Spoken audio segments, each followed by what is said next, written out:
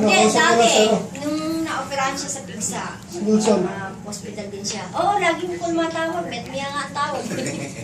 Miya makalimutan. Paano? Hindi, mahirap talaga pag nasa ibang bansa. Oo, Kahit parang... ako nun eh. Kung kay tatay, every week ako nun. Tumatawag ako. Siya, Miya Wala kasi may hospital libre si yata tatay silang ko. card walang bayad hanggang katapusan. Nasa bahay na, tumatawag pa rin ako nun. Kailan kasi pag... Kaya nga, sa Panopio ka din na pare eh. Di ba maganda yung hospital doon sa Panopio? Mas maganda pa nga doon sa Nonong Rame yun eh. Oo nga, hindi ko kasi alam yung mga hospital eh. Pero Hindi ko malayo. alam. Hindi pare, doon sa Tuwasan lang yun. Panopio doon. Ah. Yung malapit sa mga ano? Oo, nag-duty si pare nung araw yun eh. Oh. Oo nga. Sa kabila ng EDSA, Oo. doon na sa Tuwasan.